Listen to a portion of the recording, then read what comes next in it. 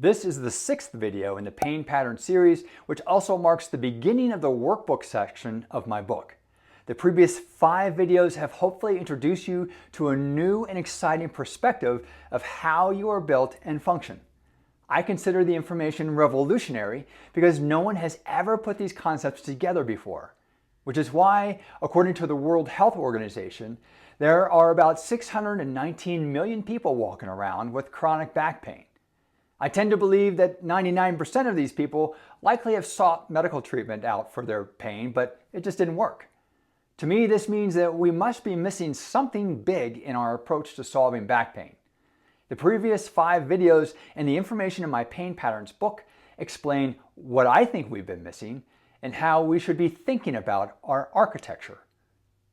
Each video in this series builds upon the last, so if you haven't watched videos 1 through 5 yet, I strongly encourage you to do so first. They're short, to the point, and packed with insights that explain why testing and fixing the problems found in the videos 6 through 15 is so important and fits into your bigger pain picture. These earlier videos might reveal what's been missing in your search for understanding your pain up until now. Today, I'll guide you through a simple test to help determine whether your pain stems from an extension problem pain pattern or a rare flexion problem. These are 2 of the 3 pain patterns I've been laying out for you in the previous videos. Understanding this distinction could be the first step to finally resolving your pain. It's really simple and fast. Let's get started. Here's the extension or flexion problem test. Lie on the floor on your back with your legs straight. If that's difficult, use a firm couch or bed. Stay there for 30 seconds and note any discomfort in your lower back. Next, bend both knees, keeping your feet flat on the floor. Hold for another 30 seconds and notice how your back feels compared to the first position. If needed, pull your knees to your chest one at a time and hold them there. Compare this to the other positions. Your pain should feel reduced in one of these 2 positions. Which is it for you? Legs straight or knees bent? If your pain improved with knees bent, you likely have an extension problem, which means your spine is too arched or extended, and forces are likely trying to pull it into more extension. This is the most common issue I see in my clinic for those with chronic back, sciatic, or SI joint pain. If your pain felt better with legs straight, then you may have a flexion problem, which is much rarer and often related to acute disc issues. In fact, I only see about 1 case of this per year, mostly because I deal with chronic back or sciatic pain rather than acute. I explain more about all this in the book, however. Not sure about your result? Then just simply repeat the test. Trust what your body tells you, not assumptions influenced by past advice or Google searches or even me. Since most chronic pain is due to an extension problem pain pattern, I'll focus on this for the remainder of this series. For those with an extension problem, one common cause is locking your knees when standing or walking. This forces your lower back into an exaggerated arch, increasing tension and pain. Let me show you what I mean. Stand up and straighten your knees. I mean it, right now. This way you can feel the truth of what I'm saying rather than just believe me. See how your back feels in this position. Notice if you feel tension in your lower back muscles.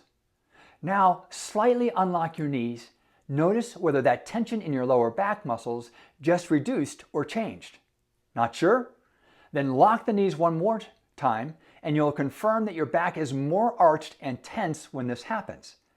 This is an example of a common daily habit, that of locking your knees when standing or walking, that contributes to your extension problem pattern of pain. Do you see how this information works now? If you understand your pain patterns, you can then start to identify your daily habits that reinforce those patterns. If you can identify them, then you can change them. This is just one example of how this works in terms of chronic pain. Remember in my chapter 1 video where I mentioned the man who fixed years of sciatic pain with a piece of tape on his knees? This is what he fixed. The tape simply cued him to unlock his knees. His sciatic pain disappeared in just a few days. It's so much fun to solve chronic pain once you understand this is how the body works. As you can imagine, for the rare flexion problem, which is the opposite of an extension problem, the key is to gently increase the arch of your lower back more, the opposite goal of someone with an extension problem. Isn't that simple? This is why therapists I've trained loved this information. It was easily understandable, easily tested, easily applied, and got fast results. Chronic back pain doesn't have to be a lifelong struggle or require overwhelming effort to overcome. Often it's about approaching the problem from the right perspective and moving your body differently. This simple test and these small adjustments could be the beginning of your journey to lasting relief, just like it was for that man who suffered years of sciatic pain. However, this is just the starting point. In my book, Pain Patterns, I provide in-depth, step-by-step solutions for extension and flexion problems, as well as side bending problems, key contributors to one-sided back pain, sciatica, and SI joint pain. You'll learn how to test for these in the next chapter. If this approach resonates with you and you're ready for the full picture, grab your copy of Pain Patterns today on Amazon. Otherwise, I'll see you in Chapter 7.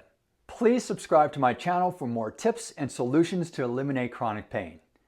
Don't forget to like and share this video to help others find relief. See you soon.